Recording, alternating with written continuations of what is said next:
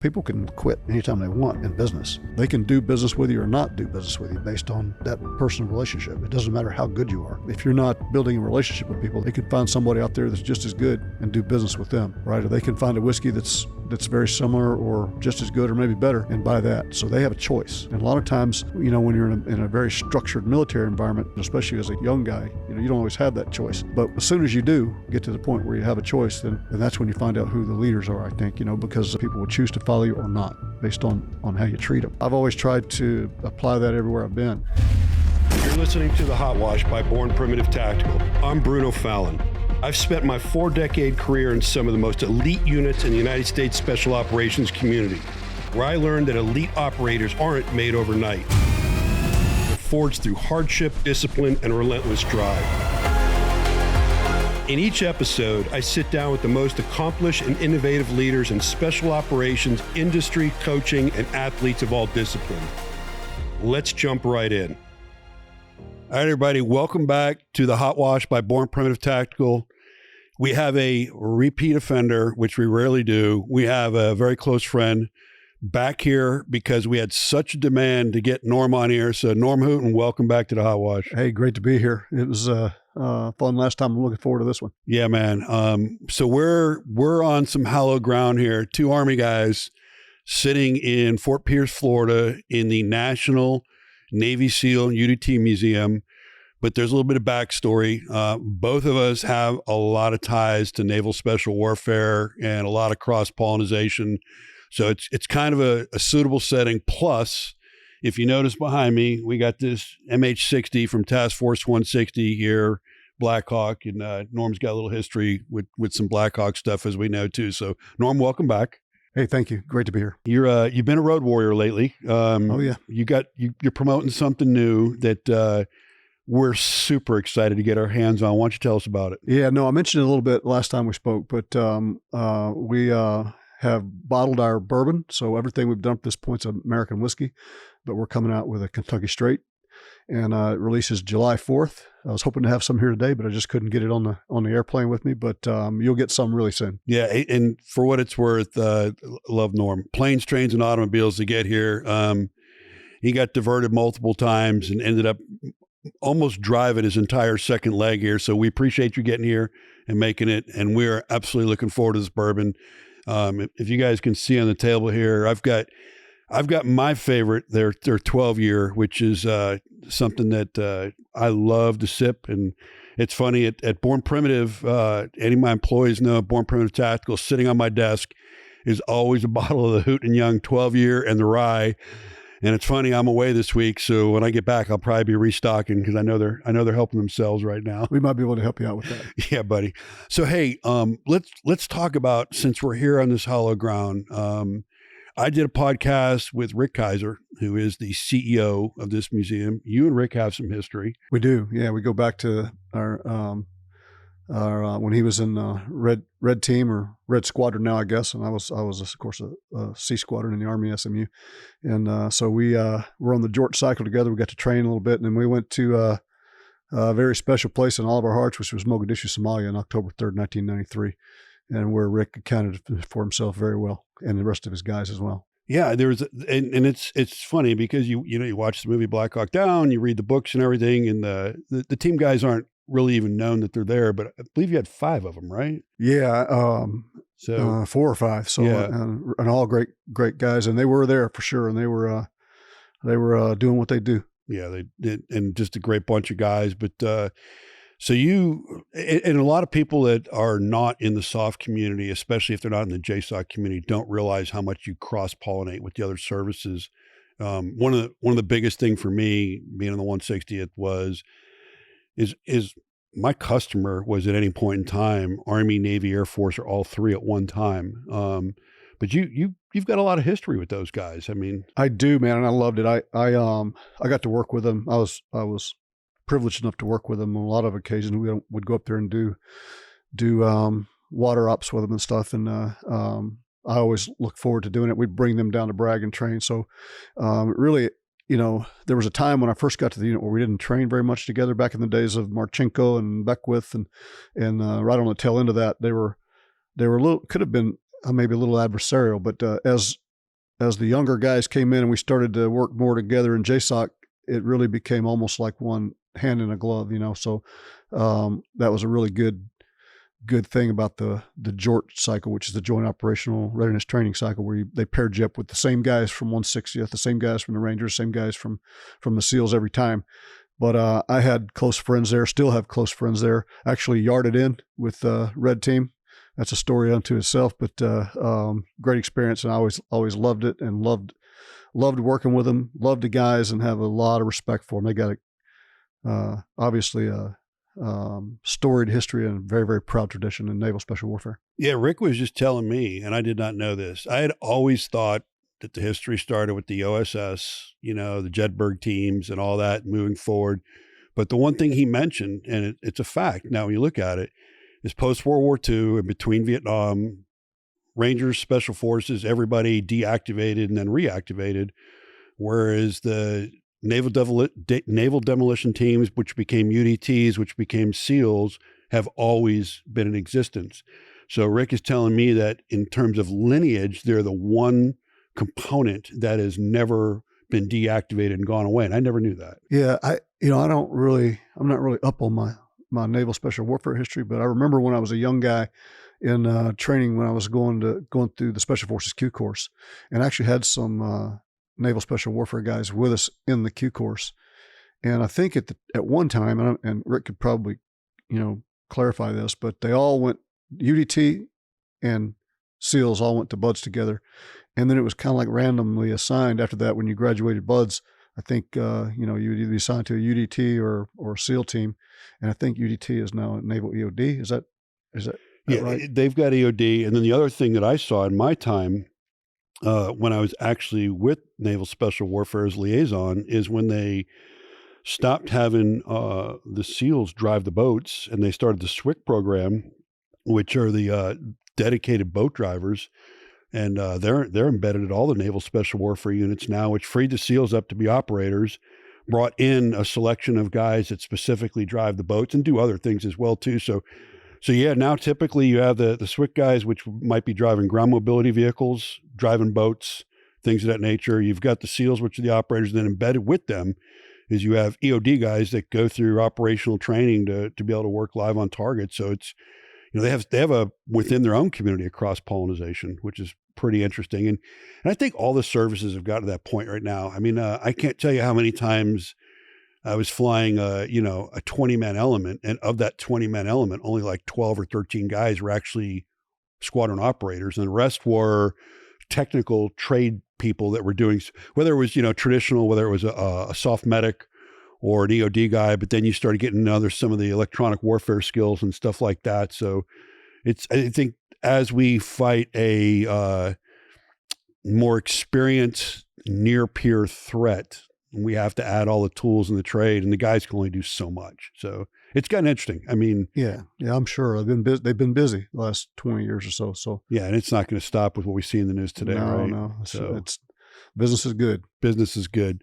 So let me ask you a question. Business is good. I'm going to talk about Hooten Young here for a little while. So, I mean, everybody that's ever listened to me knows I'm a big fan. I've been a cigar and whiskey guy my whole life, and I just want to go on record that I said this once before. I might have said it when Norm was on board, but last year when I was in Normandy, I met a 104-year-old gentleman that was as sharp as they get, and it was so impressive to me that he had his mental acuity, just knew everything.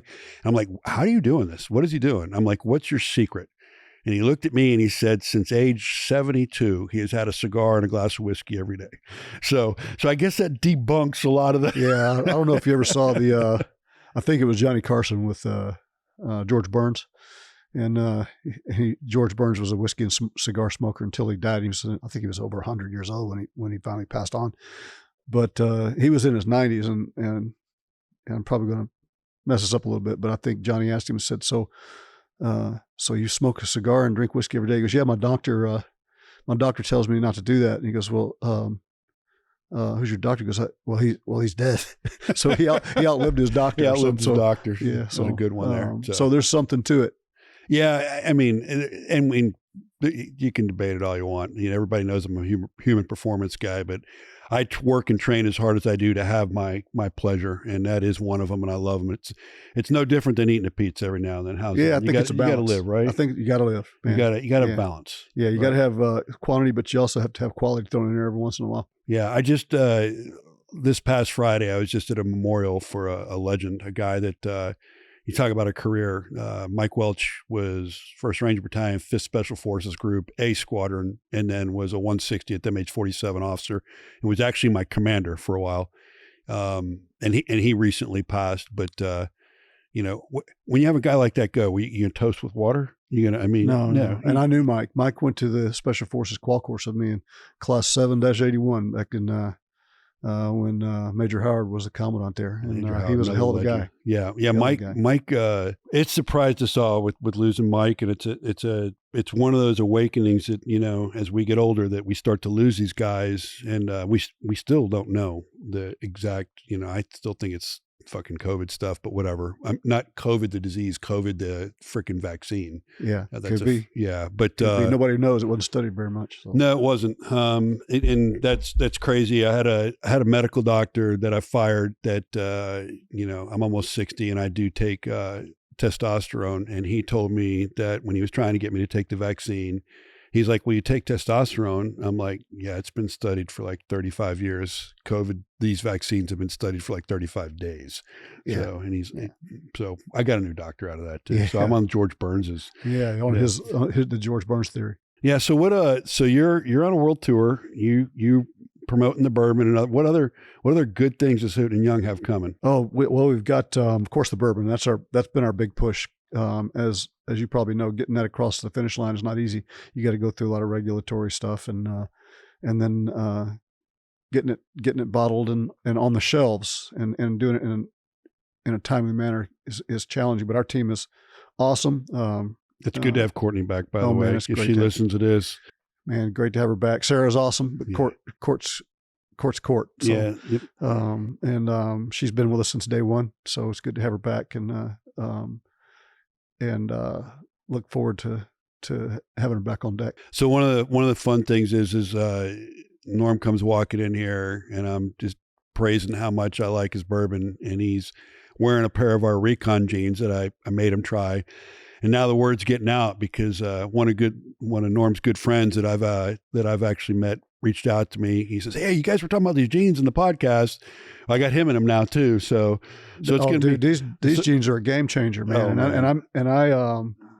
I'm not just blowing smoke, man. I mean it. It's I use them for everything, and I can go out with a sport coat to a formal event, and then I can hop right on a tractor the next day, and it works in both places. So I love it. I've ordered some more. My sons are going to be getting some too. So you don't need super cool. You know a guy, right? You don't need to be ordering them. Just like I know a guy with whiskey. You don't need to. Yeah, no, I know, but I love them, man. They are really, really nice. So 2 things I want to talk about that stemmed from the first podcast, and we'll get to the second one.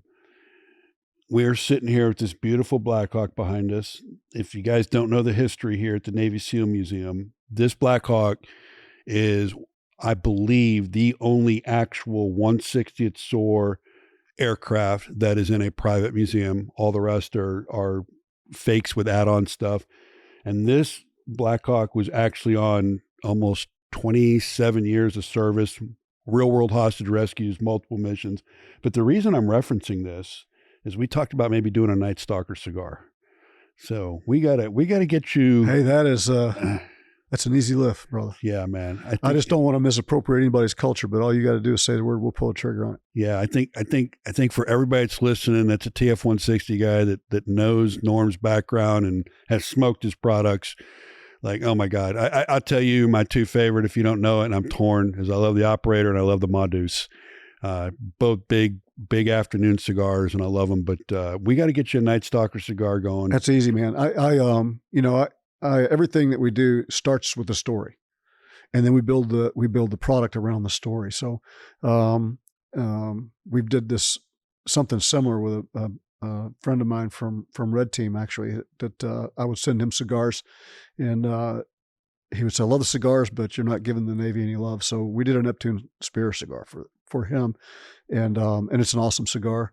But I'm real careful about other people's culture and stuff, and I don't want to misappropriate or be presumptuous and jump the gun. But all I need is a request. So if that's what you want to do, we'll do it. I'm hitting the ground right now, and I can speak for my brethren that we're huge cigar smokers. I'd say if there's anything that the Night Stalkers do, I'm in for one of them. Cigars. The other ones, the boys love their golf. Yeah. So, but that's, I don't want to start throwing your logo, the Night Stalker logo and things if I wasn't there. But if they want it, that's an easy lift for me. Yeah, and by the way our community works, you were there, my friend. So you were there, and you know what I mean by that. Well, I'm respectful of it. So the biggest thing that was reached out to us is we started talking very small. We kind of told your story and your history and what you're doing today, but you touched on the leadership mindset. And I had so many people reach out to me and be like, why didn't he keep going? Why didn't he keep going? The biggest thing I want to bring up is you were extremely successful in the military, and you were one of those guys that I see today in industry where you don't walk around beating your chest and self-promoting, but your demeanor and the way you do business always does it. And I love it because you're one of those silent leaders until you need to speak. And then when you speak, everybody listens. I really want to talk about the leadership mindset. And what I'd like to talk about is I'm big on trying to help guys that are transitioning, these guys that are doing anywhere from 12, 15, 20 to 30 years of soft service and are getting out and are questioning what the next step is, and how you took the skills that you had and how you evolved them into where you are today. And that mindset of leading in business, because it's unique. I mean, it's one of those where you're in a very, very competitive, I mean, the whiskey cigar business is about as competitive. Us and apparel. I mean, there's so many people, everybody wants to put their name on a whiskey right now, and it's tough. Yeah. So it is a dogfight, and apparel's the same way because, we're not in the apparel business, but we do have our swag and accessories. And even that, gets a little complicated sometimes, but, and whiskey and cigars are certainly a dogfight. I mean, anybody can slap a label on a whiskey and, or a cigar and get into the fight.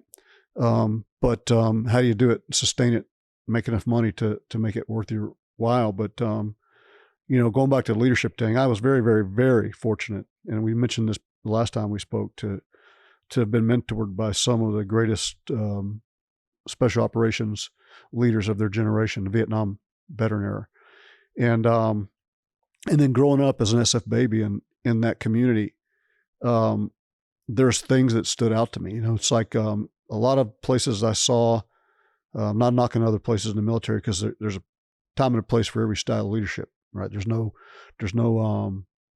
magic formula for leadership, right? That's why they call it an art, and it's not a science. But I always, based on what I saw, I always try to take the approach that, look, you can lead by just because you have control over a group of people and they have to follow you.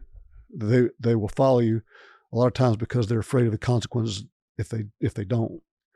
But they'll follow you until they find something else they're more afraid of. And when you're in a gunfight, that's a lot more scary than you are, right? So then they have to follow you out of respect for you and love for you and each other. And so I always tried to treat people that I worked with like they were paying customers, and then they could leave anytime they wanted, right? Because when things get really bad, they can leave and will if you haven't done the work that you need to do before that, and building relationships not only with your subordinates but with your peers and your superiors. Things will fall apart because they don't have to follow you under those circumstances. They whether they should or not, that's debatable. But if they're following you because they're afraid of you, or because they're afraid of the consequences that you may bring to them if they don't do what you tell them, they'll do that until they find something that scares them more than you. And so you try to build relationships that are very personal and intimate, so that when you get into those situations, that everything holds up and sticks together. And you can apply that in the business world too. and it's probably the best form of leadership in business because people can quit anytime they want in business. They can do business with you or not do business with you based on that personal relationship. It doesn't matter how good you are. If you're not building a relationship with people, they can find somebody out there that's just as good and do business with them, right? Or they can find a whiskey that's very similar or just as good or maybe better and buy that. So they have a choice, right? And a lot of times, when you're in a very structured military environment, especially as a young guy, you don't always have that choice. But as soon as you do get to the point where you have a choice, then that's when you find out who the leaders are, I think, because people will choose to follow you or not based on how you treat them. And so I've always tried to apply that everywhere I've been. And at the end of the day, the relationships that you build in a lifetime, I think that's where the value is. It's a lot more important than how much money you make or how much fame you get. One of the things the greatest joys of my life is I have the ability to come down here and talk to you, talk to Rick, talk to my buddies over in England, talk to my buddies in the Ranger Battalion, and I have friends there. And those relationships are priceless to me. There's nothing I would trade those for. Not any amount of money, not any amount of fame or anything. Those relationships really are the story of your life. That's what's going to live long after you're gone. So I try to take that approach to leadership. It's a very personal thing. It's hey, look, we're a team. We got to get things done together. We're going to make mistakes. I'm going to make mistakes. You're going to make mistakes. But we're going to, in the end, we're going to stick together and we're going to come through. And so that's kind of my leadership philosophy on it. It's nothing, written down. It's not magic. It's just my way. And I know there's other people out there that probably more successful as a leader than I was, but that's my way. That's awesome. And I'll tell you why, because I've never said what you just said out loud, but listening to you, I think relationships are the cornerstone for everything. It's funny in my career, going back to the 160th is the most senior positions I ever held as a very senior flight lead. I always refer to the ground force as the customer. I exist for the customer. And there was a point when the war was booming when I think I knew every troop chief, every troop sergeant major, every squadron sergeant major, every squadron master chief, and every CO at every leadership level because of our habitual relationship. And I could show up and high five an outgoing flight lead and look to the guys and be like, what are we doing tonight? And let's get it done. I've carried that forward to business. And it's funny now because the position I sit in, if I get a phone call from somebody and the first thing out of their mouth is they're asking me for something, that's not a relationship. It's, how are you doing, Bruno? What's going on? Catching up. How's the family? Whatever.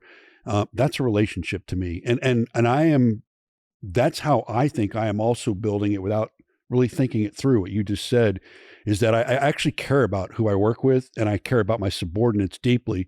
Like if you have people working for you and every time you're addressing them, it is a task and you don't even know if they have a spouse, kids, what's going on in their life, then you're missing the boat. You don't have the most important part of it. What good does it do us to go out and do great things if we don't like the people we're doing it with? I just have no value in that. And you've got a great reputation that spans a lot of different disciplines. There's not too many people that can say they were in the Rangers and Special Forces and flew, especially at the level that you did it at. And to be able to have the reputation and maintain the reputation you have is really a credit to the way you treat people. Right? So all that other stuff that you did is really, really cool. Stuff that most guys can't do. But the most important thing, as far as Norm Hooten's concerned, is that when it's all said and done, the people you met along the way and you work with along the way love you. Ditto. And I love that. There's going to be some of them that don't. Yeah. Right. And it depends on the experience. And that's okay. Because if you have to look back and go, hey, did I treat the person right? And if you can answer the question with a yes, then, screw them. Sometimes you have to say that, but it doesn't mean everybody has to like you, but that's an important part of life is relationships you build. And it's usually, and you're the exact same way, Norm. I think all my experiences with people that might not enjoy being around me today are either people I fired because they weren't doing their job. Yeah, I got a couple of those too. Yeah, and you know what? It is what it is. It's on them at that point. I mean, I always was fair. I always believe in everybody gets a second chance, and there are things that are cut and dry in our community, and I'm a cut and dry guy. But when I look back and when I realize, for me, most of the people that were either my peers or below me, I'm really tight with. Where I get some of the rub is people that were above me because I would stand up for my men. And I'm good with that. And I've always been good with that. I understand the mission and I get the mission, but there were times where I would be sitting there as a 25, 26 year guy, all in JSOC soft community, being advised by somebody that had 8 or 9 years in, that was senior in rank, and telling me how it was going to be. And I'm like, that doesn't float. And I would stick to my guns. And we would work it out and we would execute, because there is a chain of command, and we would go execute and get it done. And I was never the I told you so guy, but usually it became an I told you so situation. Yeah. You know what I mean? I know one thing that in our community, and the thing that I am trying to bring to business, the one thing that JSOC has that is gold is the habitual relationship. You mentioned all your counterparts in the George cycle and working with them. I had that same experience, to where I got to a point where I would be flexing from Afghanistan to Iraq on, going from one to the other. And all I had to ask is, what squadron's there? Who am I supporting? And I knew the leadership team in place. And when I walked in the planning area, everybody's like, hey, the dude's here, let's go. And we would go to work. And there was no getting to learn each other. Do I trust this guy? It was already established because of the habitual relationship. I think carrying that to business, I've got we just talked about a business sidebar before going on camera. I've got the same thing with the leadership team, Mike and Nate over at Sons of Liberty Gunwork. I've got the same thing with like Grizzly Coolers and all these businesses that we work with that have different lanes, but we are so joined at the hip that if we can help each other and mutually support each other like a combat operation, we're going to do it. And it's working. Absolutely. It's a task force. It is. It absolutely is. Yeah. And people that,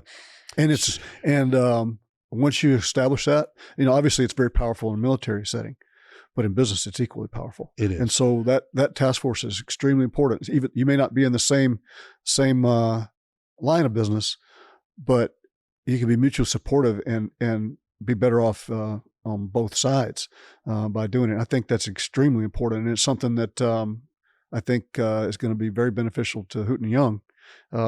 Is the relationships we build with Born Primitive, and even though you're not in the cigar and whiskey business, we're all in business together. We are, and our customers are, and you expand that reach. And I think the most important thing, though, and I use this word a lot. So I'm going to back up for a minute. So first of all, like, to our competitors, I actually have lunch with people at 511 and Cry and everything all the time. And I love the guys. There's enough to go around. Oh yeah.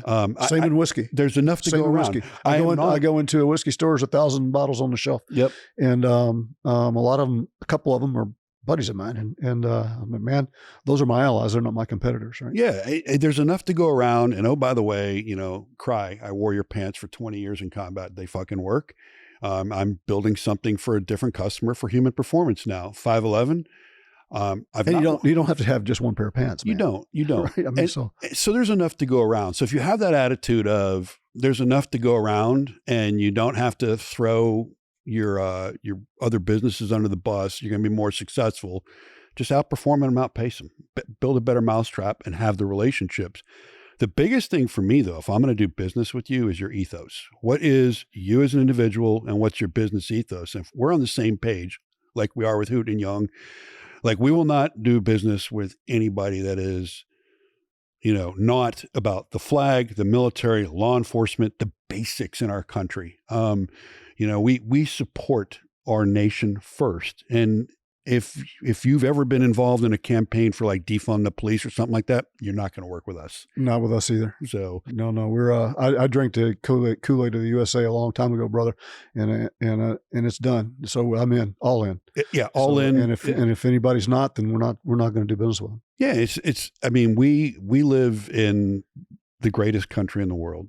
There's no doubt about it. And I honestly think, without getting heavy into politics, that our prestige is being restored right now. And doesn't matter what side of the aisle you sit on. If you project power, you win in this world. And we are right now. So it's time for businesses to flourish. It's time for America to, we just had Flag Day the other day. The Army just had its 250th birthday. In history, we are a very young country. But we are the country. We are the most powerful country. Nobody makes a move on the global map without going, what's America going to do if we do this? Yeah. Right. Yeah, no, like I said, I drank that Kool-Aid a long time ago, and it's a done deal. And it's not changing. And who couldn't celebrate the 250th anniversary of the U.S. Army? It was awesome. So let me ask you this, in the vein of ethos and things of that nature, when you're, my biggest concern nowadays is the American youth. I am always about parents that get their kids outside. I love to see a kid on a bicycle, on a skateboard, running, doing push-ups, and not behind a video game controller. I love how we were brought up as kids. The ethos in America for people joining the military, people joining law enforcement. I think we need a push to get back into that, to make it attractive. You and I talked about, we both joined. Both of us joined with a little help and a little bit of family trouble. A little nudge. Right? A little nudge. But that's not even allowed today. You get in trouble as a kid today, and the services don't want you. And I think we need to relook that, or you and I wouldn't have had the careers we had. No, I can remember when I was a new guy in the Army, and guys would go out and get in a fist fight on a weekend or something, and it didn't ruin their career, but nowadays these guys got to be Eagle Scouts to even get on the battlefield. And unfortunately, though, when you get out there on the battlefield, you look at what's going on in Ukraine and Russia.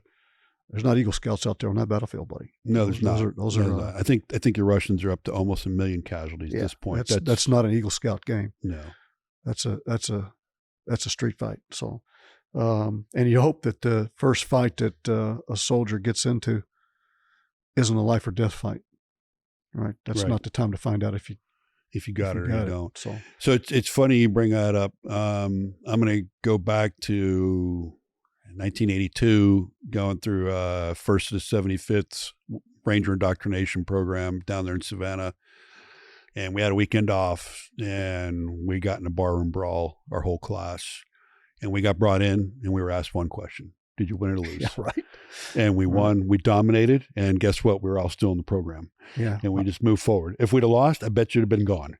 Man, I remember guys would go out from 5th Group, and they'd go get jumped at the NCO club, and the sergeant major would call formation and lead the way up there to go clean house. I mean, and those times have definitely changed, but they were men. Well, and for what it's worth, you have to have guys that I use this term because of my lineage, but when it's game time, you have to have Vikings. You have to Absolutely. have, you need Vikings. You need people that are like, let's go. This is what I'm here for. Got to have a little gangster on him, man. That's right. Bill Belichick once said that he wouldn't have a defense if he didn't have gangsters. Yeah. So there it is, right? Got to have a mean streak. That's right. That's right. So what about guys our age? What message you got for guys our age? Keep training, man. Keep training. I tell my boys, I said, I'm going to run till my legs don't work. Then I'm going to crawl. And when I can't crawl, I'm going to pull myself along on my chin, but never, ever, ever stop training, Mind and body, guys. Yeah, mind and body. Mind and body. And, train your body through physical activity, but always take on, we talked about this last time, keep learning, challenge yourself, do something that you don't feel comfortable doing. Right. I love that. So don't stay in a safe space. Right. There's other people that will stay in a safe space. That's not us.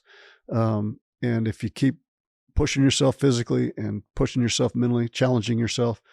I don't know that you'll live longer, but you'll certainly live better. You'll live better. That's for sure. I did a CrossFit type workout yesterday with a firefighter, and I'm still hurting for it, but you know what? I'm mentally feeling good about it.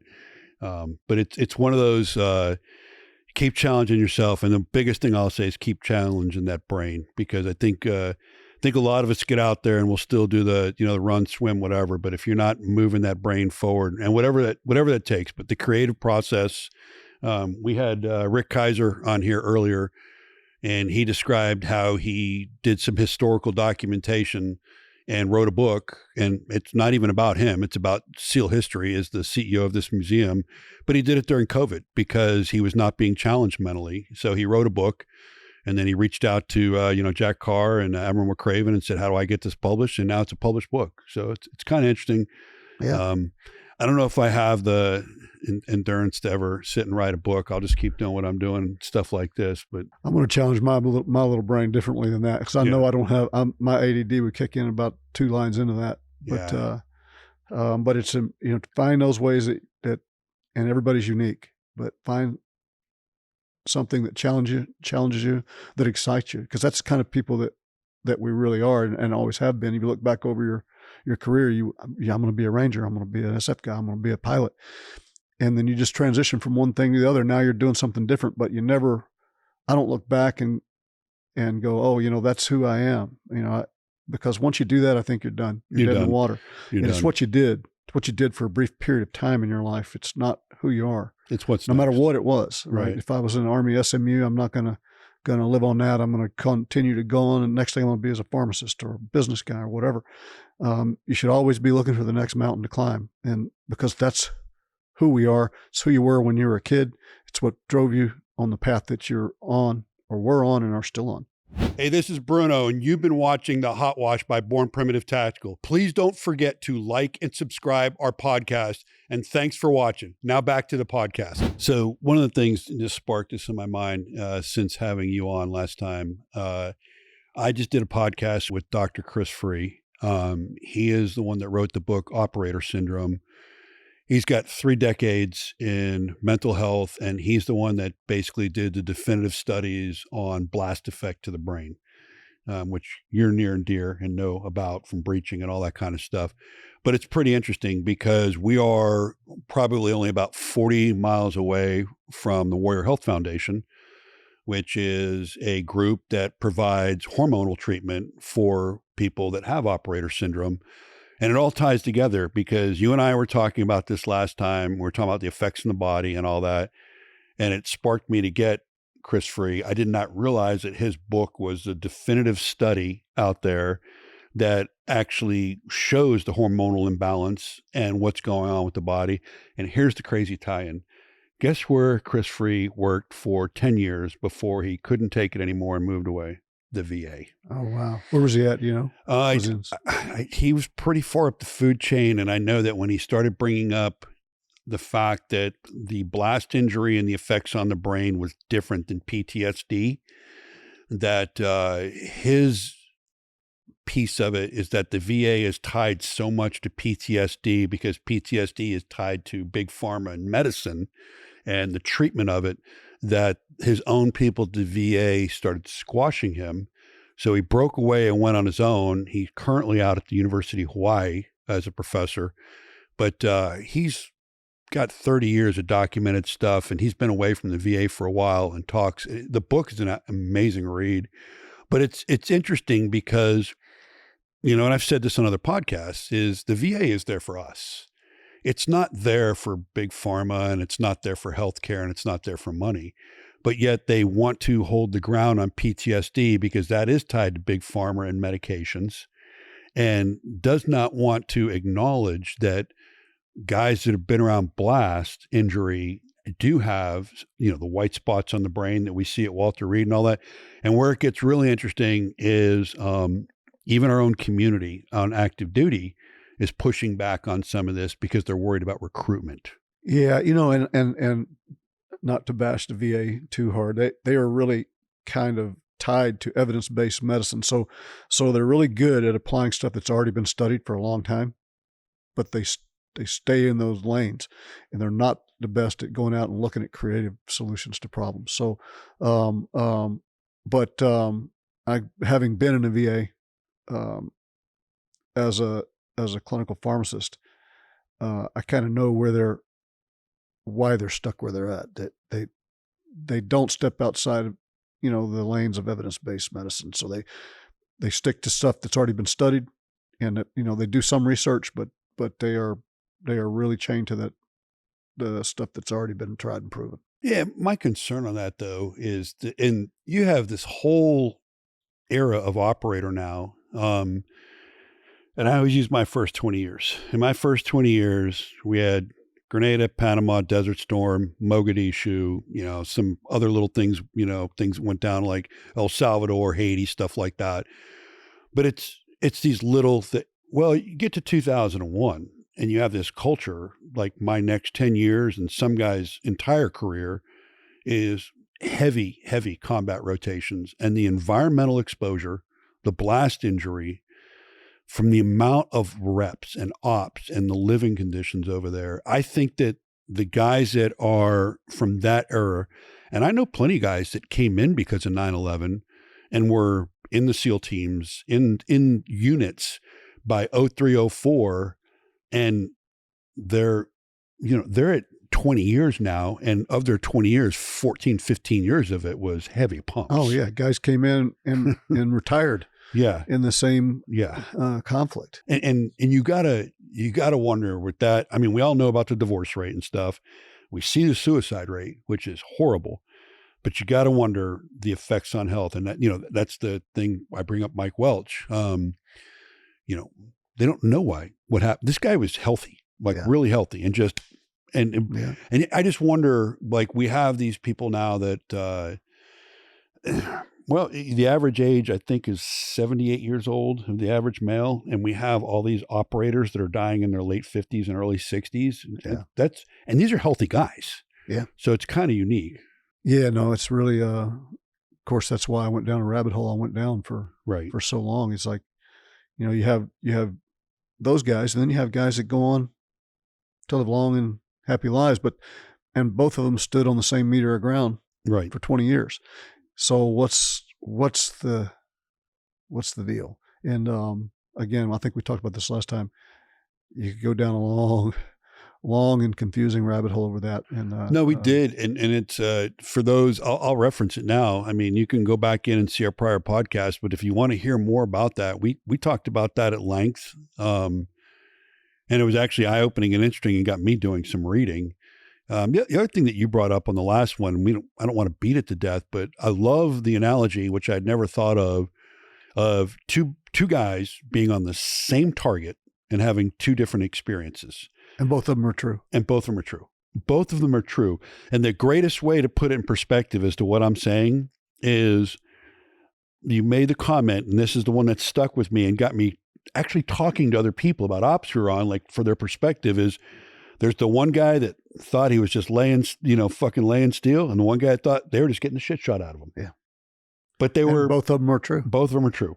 It was perspective. It's how they perceive it, and how they perceive it is really, I think, again, hey, look, there's a lot of guys out there that are a lot better at this than me, but I think a lot of that is all of their life experiences that led them to that moment determine the perception of the event. Right. So. Yeah. I also think that the more experience you get, no matter what you do, and I'm big on analogies. So for me, the more experienced I got with combat, and the more I saw, the more it slowed down, the more I saw it from a different optic, where younger guys would be like, holy shit, that was the craziest target I've ever saw. And I would be like, that was a Tuesday. Yeah, no big deal. Right. Like, no, that really wasn't, let's get ready to go out again. It's no different than you talk to a Major League Baseball player, and you and I standing in front of 95-mile-an-hour fastball, you never see the ball. These guys see the threads on the ball coming at them. It slows down for them. It's the same thing. Law enforcement guys, I'm near and dear with them and love them. It's amazing when you talk to the FTOs, the field training officers, and the senior officers about their perspective of how to deal with people in the public versus the young guys out of the academy.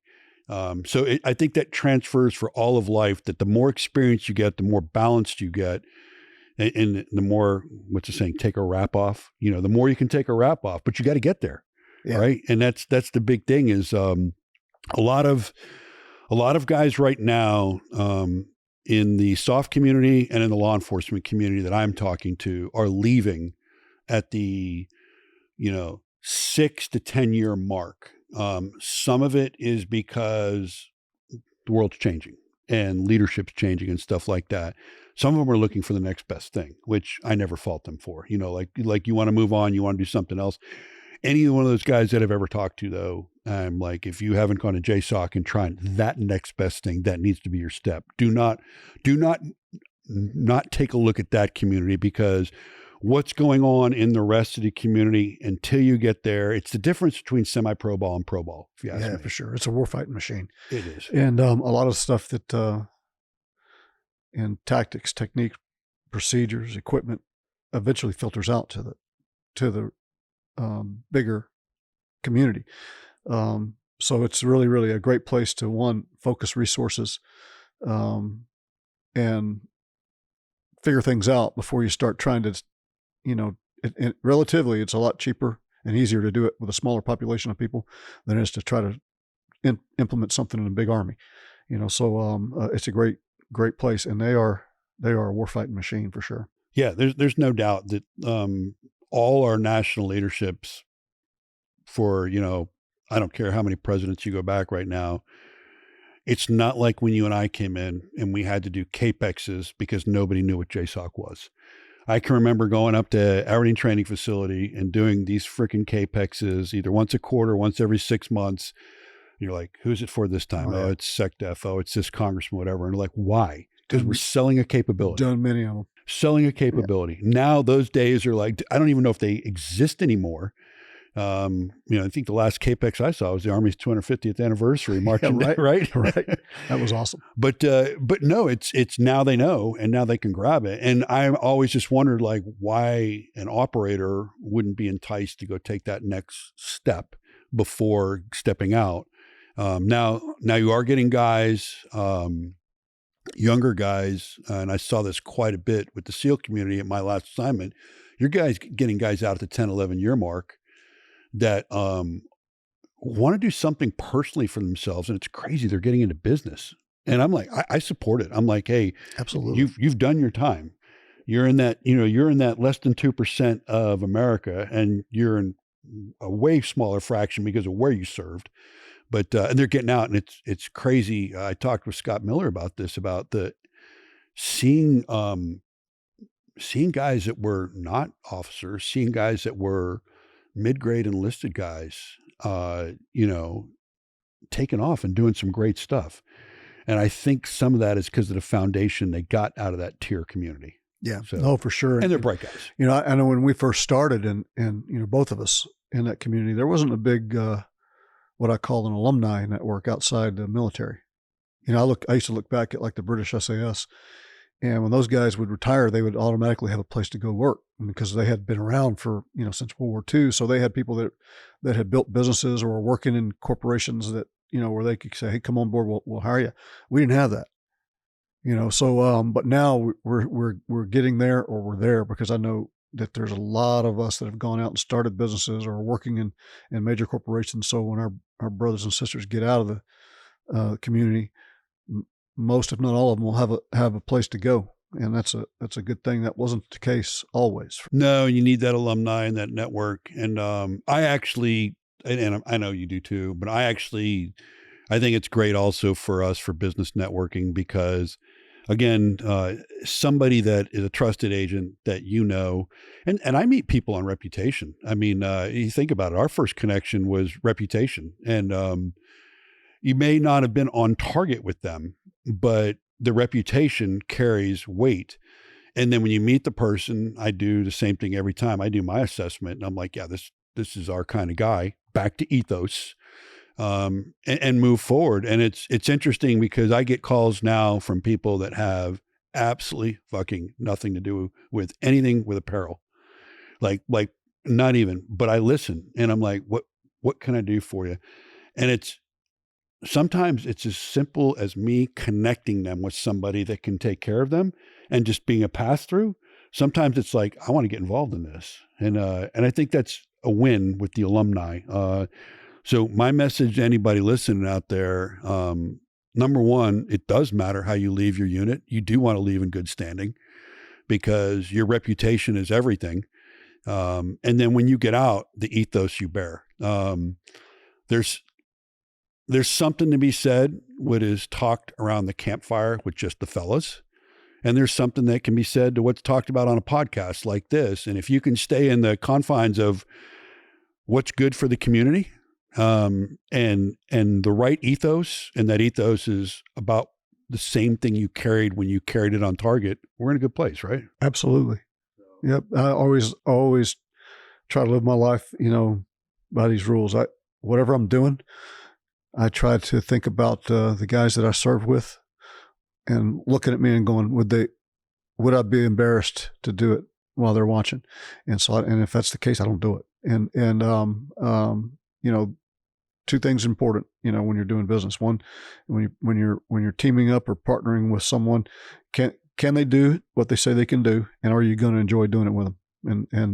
And if the answer to both those is yes, then it's probably a good idea to move forward with it. Yeah. There's one of our, so I manage both the tactical and the outdoor side for Born Primitive, and the outdoor side is run by one of the nation's most elite hunters, a guy named Aaron Snyder. I met Aaron last time we were up there. Nice dude, man. Aaron is Sharp awesome. guy. Sharp guy, down to earth. And the crazy thing is and I got to tell the story too, but the crazy thing is with Aaron is, there are people out there that have killed more animals than him, have bigger photo books and everything. But like he just did last month, he walked in solo into the mountains of Wyoming and just killed the biggest black bear ever in Wyoming. He went after one bear with a bow and he got it. And I mean, that's some stones. That's Aaron right there. But this is how Aaron describes guys, and it's pretty primitive, but I love it. He's like, "Are you a fuck yeah guy?" And I'm like, "Explain that." He goes, "When I'm saying I'm going on a trip with Bruno, does everybody in the room go, fuck yeah?" That's his simple analogy of it, but it's true, right? Are you a fuck yeah guy? That sums it up. Yeah. Right? So here's the connection with Aaron Snyder and Born Primitive. That's pretty fun. There's a guy that, a Navy SEAL, that his brother's the vice president of Born Primitive, now the president, but at the time was the vice president. They were thinking to start an outdoor line. Well, his experience is he went overseas and they got shot off target because they got compromised. And they came back, and this guy is a bright guy. He's one of these young, super bright guys. And he's like, who can we get to that can teach us more stealth to get up on a target and not get compromised? Because it doesn't exist in military training for some of these skills. So like, what about bow hunters? What about the most elite Western bow hunter out there that gets up on these, animals that are with a bow and kills them? So they seeked out Aaron Snyder. And this team went out there and they learned stalking skills from him, and they upped their game. Well, when they started the outdoor line, they're like, who can we get? And he told his brother, you need to get this guy, Aaron Snyder. So they recruited Aaron to run the outdoor line. The same guy I was mentoring on how to run a Pittsburgh urban trip. They're like, who can we get to start the tactical line? They're like, you need to get Bruno. So this one frogman, and we're in their place right now, recruited me and Aaron Snyder, which Bear and none of them knew, either of us, to come to Born Primitive and start tactical and outdoor. And that's kind of a cool tie-in of how that is exactly what we're talking about, right? The alumni, the ethos, the reach, and just having reputation. People. That's how it comes around. Oh yeah. Right. So for anybody listening, it's a small community, so it goes both ways. If you're doing good things, people are going to know you, and they also know the guys that aren't. That are shitheads. Yeah. The self-proclaimed. Yeah. And we all know who they are. There's a bunch of them out there. There are a bunch out there. Not a bunch, but there's a couple. And it's kind of funny too. The other thing I'll say is your reputation. If you're not still upholding that same reputation when you're on active duty, it comes out fast. You and I have both had experiences bringing on former operators that were good guys in the units. Yep. And that dynamic had changed. Yep. And they were not good guys in business. And now you're in that twofold. One, I got to get rid of this guy. And two, it's kind of personal because I brought this guy in. Yeah. So, and it gets a little tougher, right? No, I've been there. Done it. Yeah. So I not to go too much into it, but I hired a couple guys that had been thrown out of the unit. And, but I knew it, but I was like, you know what? They're still family. So I'm going to throw them a lifeline. I'm going to do something good. And then, ended up, having to, and guys would call me and say, don't hire the guy. He's not the right guy. And, ended up having to fire him. And then when I did, I remember telling Scotty one time, I said, Scotty, I hadn't had a lot of luck hiring guys out of the unit. He goes, he hadn't hired anybody out of the unit. Selection is an ongoing process. Love that. That's a quote. So yeah, but yeah, they're out there. But reputation is everything, good and bad. So it lives. Right. So let's talk about something fun. Norm and I talked very briefly off camera about something we might be joining in on. So I'll tell you that I'm putting together something pretty interesting with what is going to be rebranded as CTC, the Constellas Training Center. It's for anybody that knows the old Blackwater /Academy /Constellas. Born Primitive Tactical and Sons of Liberty Gunworks are putting together something for the September timeframe, which is going to be a big range day, vendor expo, and we're going to kick off some really cool events that are going to transform into a SWAT competition and some other things down the road, possibly even tactical games and everything. But we're gonna get Hooten and Young out there in a hospitality tent and be the official whiskey and cigars of the events that we put our name on, that we brand with that location there. But this is we have crayons out right now. We don't have dates. But we're in the crayon period, but I know the way we work, crayons will quickly it'll never go to PowerPoint. We're past that age. Yeah, no, not with me. But it'll go to execution. And once we have our game plan, but I guess my message here is that we're always leaning forward and we've always got some good stuff. And I think the next time that you see me talking about Hooten and Young be after the 4th of July, when I'm trying some of this new bourbon and probably smoking my Modus or my operator, or maybe a Night Stalker. I think that you Night Stalkers are listening. We want this cigar. We are a cigar community, and we've always wanted our own cigar. I actually tried to talk a buddy of mine into making a Night Stalker cigar years ago, and he actually made the label and started doing it, and he just white noised it away. But he was not a community guy. So he doesn't have what you have the ties. He doesn't have the ties. Well, we got him. So yeah, let me get to work on that. Yeah. I'm sure Courtney will be working on it this afternoon. Courtney's awesome. Courtney is, I have my Emma, you have your Courtney. It's our glue. Yeah. A lot of people tried to hire Courtney away. She is the rock, man. So yeah. That's one thing. We both have lean, agile teams. I definitely could use some more staff, but it's got to be the right people. Yeah. Or they're not fitting in with me. So can they do what they say they can do? And do you enjoy doing it with them? That's right. And selection is an ongoing process. Selection is a never-ending process. I love that, man. Yeah. I love that. I think that needs to be branded into somewhere in Born Primitive. We'll quote you, of course. Yeah. So let me ask you, any closing comments? No, it's just a pleasure to be here. This is like sacred ground here that we're on, going back to the SEAL Museum. I've never had the opportunity to go through it. I plan on doing it after we finish. But if you haven't been here, it's worth the trip to Fort Pierce to come down and see this place. It's got some amazing history here that's representative of an amazing bunch of men that have done a lot for our country. It is. You literally go through time here, and we've mentioned operations. The The Neptune Spear model that they planned on is in this museum. I'm looking past Norm, and I see the Maersk, Alabama lifeboat from the Captain Phillips rescue, the actual one. The Black Hawk behind us, multiple real-world operate. You can just keep going through this museum, and there's just so much history here. And then in October of this year, they're opening the West Coast San Diego version. It's going to be a much different experience. It's going to be a lot more virtual because of space and size and not have some of this stuff in it. But this museum, and we're just talking about the stuff that's inside here. The grounds around this museum, you've got an old Mark V boat, which if you've never seen it, it looks like a super assault yacht. And there's just so much cool heritage and history here that I think that anybody with kids should bring them through and show them a piece of America's history. And for all you guys, if you want to see just a piece of history, it's very well displayed here. But typically at the end of a podcast, I am giving my guests a bottle of Hooten and Young whiskey. I don't think giving Norm a bottle of Hooten Young does any justice. I also always give my guests a coin, but he's already been on there. So I have something cool for him. We work with Montana Knife, and they just released their War Goat.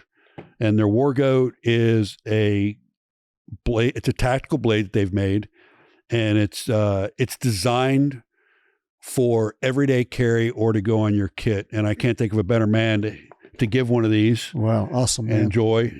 Yes, Thank sir. you, sir. Any final words, Norm?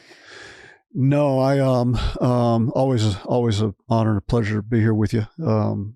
Look forward to our collaboration at CTC. That's an awesome facility. I've been there many years ago. I haven't been there in a long time.